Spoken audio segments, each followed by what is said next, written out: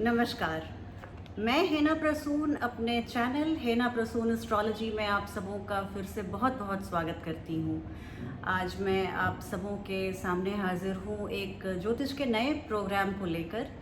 आज हम चर्चा करेंगे सूर्य ग्रह के राशि परिवर्तन की। सूर्य को जैसा हम सभी जानते हैं ग्रहों का राजा माना जाता है। प्रशासन, सरकार, पिता, आत्मा, सामाजिक मान प्रतिष्ठा, आत्मविश्वास, सेल्फ कॉन्फिडेंस सबके कारक हैं सूर्यदेव। तो 14 मई से सूर्य अभी वर्तमान की उच्च राशि मेष राशि को छोड़कर अपनी शत्रु राशि वृषभ राशि यानी टॉरस में प्रवेश करेंगे और वहाँ पे वो 15 जून 2021 तक रहेंगे। एक महीने का समय हम सभी जानते हैं सूर्य एक राशि में लगभग एक महीने का समय गुजारते हैं। तो उनका ये भ्रमण, ये राशि परिवर्तन कैसा रहेगा, हम सभी 12 राशि वाले लोगों के बारे में हम जानते हैं एक एक करके। और इसके साथ ही मैं आपसे एक बार पुनः निवेदन करूंगी कि आप मेरे चैनल को सब्सक्राइब करें।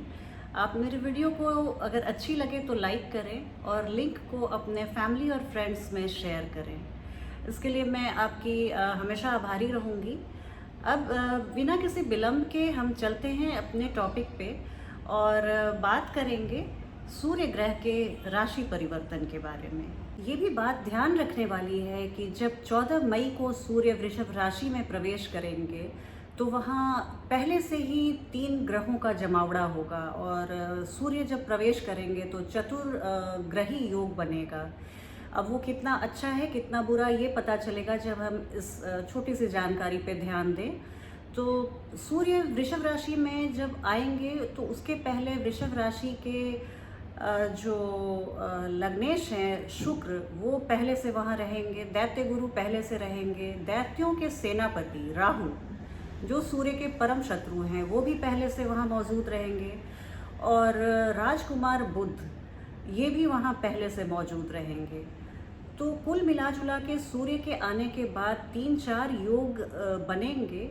उसमें जो एक है वो बुध के साथ बुध आदित्य योग बनेगा जो कि एक बहुत ही शुभ योग है। शुक्र और बुध का लक्ष्मी नारायण योग बनेगा, वो भी बहुत ही शुभ योग है। राहु और सूर्य के साथ पितृ दोष बनेगा।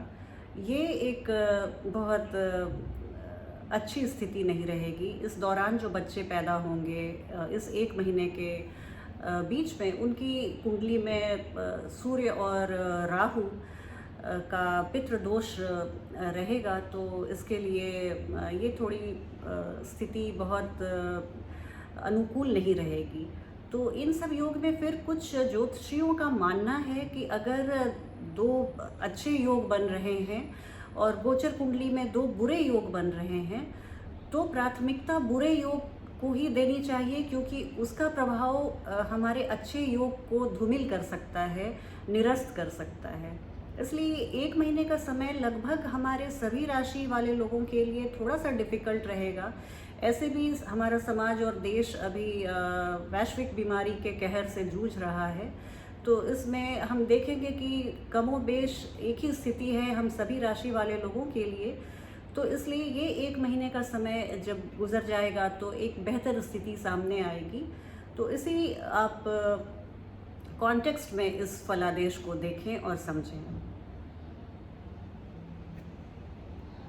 एक बात और कहना चाहूँगी, मई का महीना हम सभी 12 राशि वाले लोगों के लिए बहुत ही महत्वपूर्ण महीना है। इसे मैं बहुत सकारात्मक तौर पे तो नहीं कह सकती हूँ क्योंकि ग्रहों की स्थिति ऐसी है। सूर्य भी अपने शत्रु राशि में आ रहे हैं जहाँ पर उनके परम शत्रु राहु पहले से वृषभ राशि में मौजूद हैं। बुध भी वहाँ पे रहेंगे। बुध और शुक्र की तो अच्छी बनती है, लेकिन दैत्य गुरु और वृषभ राशि के लग्नेश भी शुक्र भी वहाँ पे पहले से मौजूद रहेंगे क्योंकि वो 5 तारीख को राशि परिवर्तन कर चुके रहेंगे। तो इन सब स्थिति में और ऊपर से 26 मई को चंद्र ग्रहण भी होगा। चंद्रमा केतु के प्रभाव में आ जाएंगे। तो कुल मिलाकर स्थिति बहुत उत्साहवर्धक तो नहीं है, फिर भी कुछ लग्न और कुछ राशियों के लिए ये इस समय हमेशा की तरह बहुत अनुकूल रहेगा। इस राशिफल को आप अपनी चंद्र राशि या लग्न राशि से देखें, और बेहतर समझ के लिए आप इसे सूर्य राशि से भी देखें। मतलब आपकी जो ये तीनों राशियां होंगी आपकी जन्म कुंडली में, हो सकता है लग्न राशि और चंद्र राशि एक ही हो, तो आप कम से कम अपने लग्न और चंद्र राशि से तो ज़रूर देखें, और सूर्य राशि से भी देखेंगे तो आपको बहुत अच्छी जानकारी मिलेगी, और आप अपने जीवन में इसे ज़्यादा सार्थक पाएंगे इस फलादेश को। देखें, कार्यक्रम के अंत में मैं आपको बताऊंगी कि सूर्य भगवान को प्रसन्न करने के लिए और उनके जो बुरे प्रभाव हैं उनको नष्ट करने के लिए क्या किया जाए। बहुत ही छोटी सी मैं बहुत ही प्रैक्टिकल रेमेडीज़ बताती हूँ।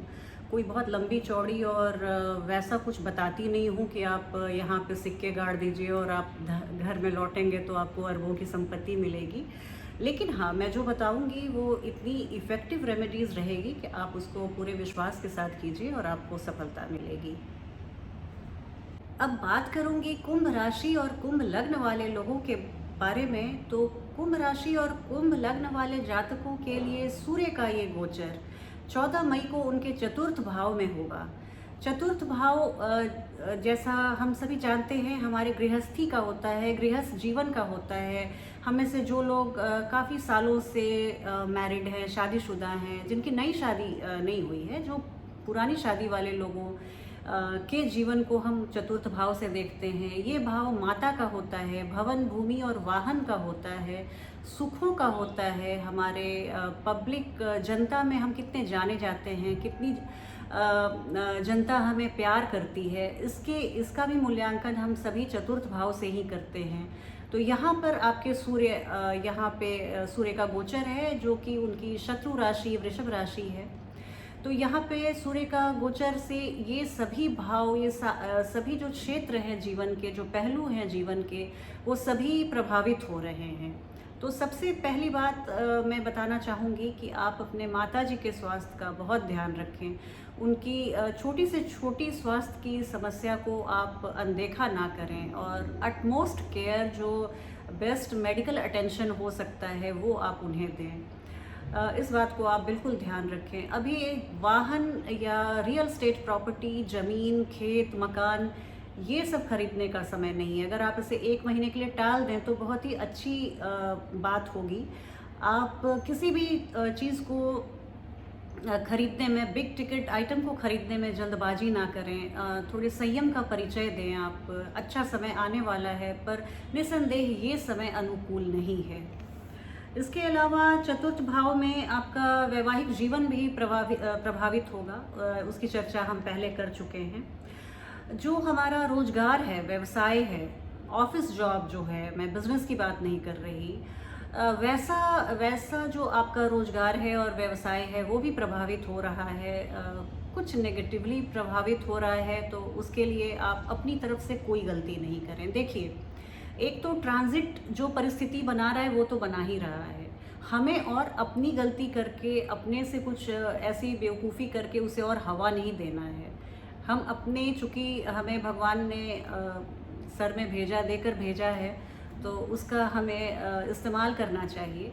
और ऐसी अगर प्रतिकूल परिस्थिति है तो हमें समझदारी से काम करते हुए, अपनी समझदारी का परिचय देके हमें जीवन को अनुकूल बनाने का और सार्थक बनाने का प्रयास करना चाहिए। परिवार के सदस्यों में आपकी साख बढ़ेगी। परिवार के लोग आपको काफ़ी प्रशंसा भरी नज़रों से देखेंगे। उनके बीच में आप अपनी फैमिली में पॉपुलर हो सकते हैं। आप और हाँ, एक स्वास्थ्य को लेकर आप एकदम मैं हमेशा जो बोलती हूँ, 6 सिग्मा प्रिसीजन में आप रहिए। अपने स्वास्थ्य को लेकर थोड़ी भी लापरवाही मत बरतिए। आपके लिए ये समय, सूर्य का गोचर बहुत अच्छा रहेगा। आप ये मान के चलें कि यहाँ पे आपके चतुर्थ भाव में वृषभ राशि में शुक्र और बुध भी हैं और राहु भी हैं। तो राहु थोड़े से वो कब कैसे बिहेव करें, हर चीज़ वो अचानक से देते हैं या हर चीज़ वो अचानक से छीन लेते हैं। तो उनसे थोड़ा सा संभलना है।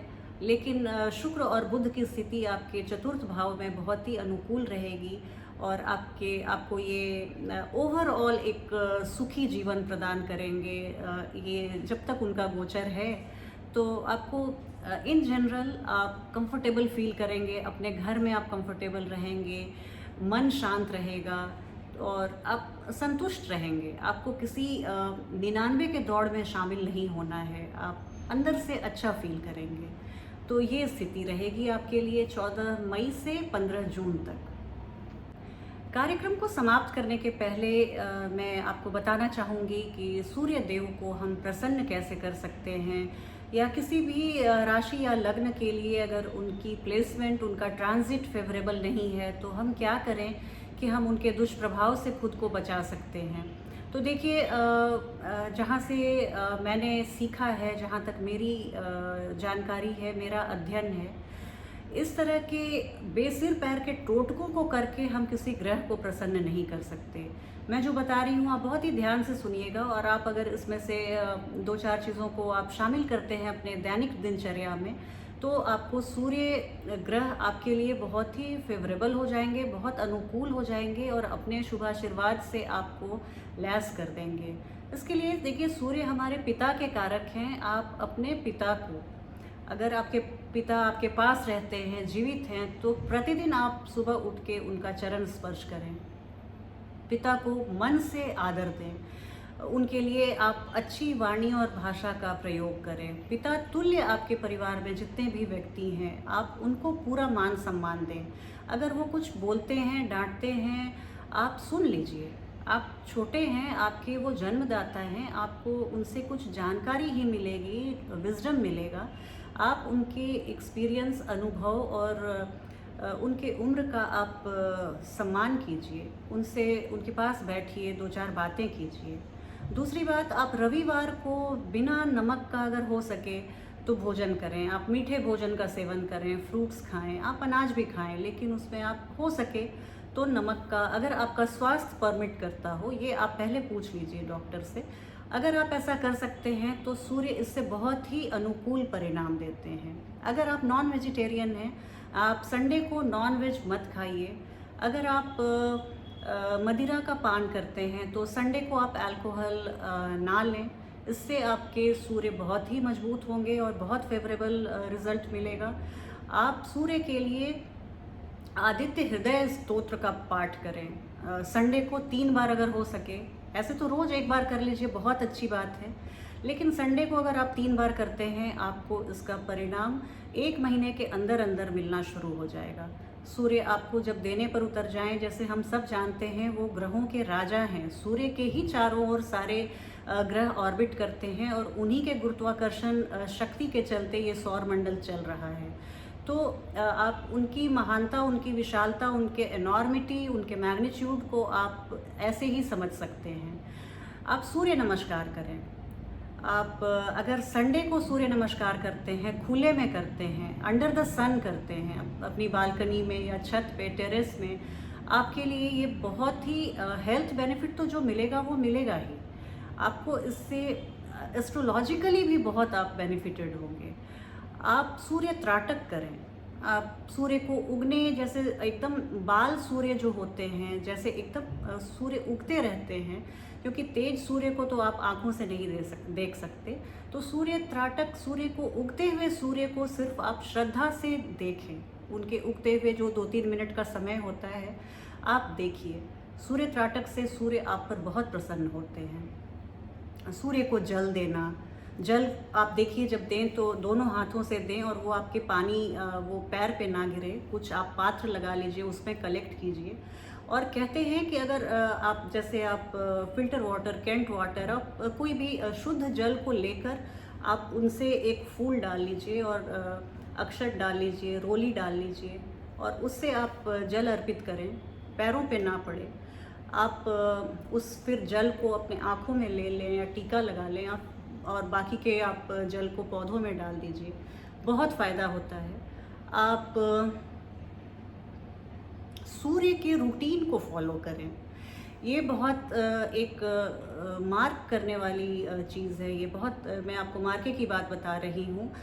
सूर्य का जो रूटीन है, सुबह जैसे वो उगते हैं और शाम को ढलते हैं, उस हिसाब से आप सूर्य को वेलकम करने के लिए उनके उगने के पहले आप बिस्तर छोड़ दें। आप और लेट नाइट आप ना जगें। जितना आप जैसे आप लेट राइज़र हैं, तो आप थोड़ी सी अपनी मेहनत मशक्क़त करके अपने को पहले जागने के लिए प्रेरित करें। और सूर्य ढलने के बाद आप जल्दी जल्दी जैसे आप खा लें, 7 साढ़े 7 बजे तक डिनर कर लें। ऐसी आप कुछ बातों को आप फॉलो कीजिए, तो आपको निस्संदेह सूर्य का आशीर्वाद प्राप्त होगा। और उनसे संबंधित जितनी भी परेशानियां हैं, जितना भी स्ट्रगल है, संघर्ष है, आत्मविश्वास में कमी है, भाग्य में अगर आप कमी का अनुभव करते हैं, तो ये सब कुछ आपके लिए बहुत अनुकूल हो जाएगा। इसके साथ ही मैं अपनी वाणी को विराम देती हूँ। आप बताइएगा आपको ये राशिफल कैसा लगा। आपके कमेंट की प्रतीक्षा रहेगी मुझे। और आप मेरे चैनल को पुनः मैं आग्रह करूँगी कि मेरे चैनल को सब्सक्राइब कीजिए और इस लिंक को आप ज़्यादा से ज़्यादा शेयर कीजिए। अगर एक व्यक्ति अपने 4 संबंधियों को भी लिंक शेयर करे तो मुझे बहुत खुशी होगी। आप इसके साथ ही मैं आप सबों से विदा लेती हूँ। अगली वीडियो में आपसे फिर भेंट होगी। तब तक के लिए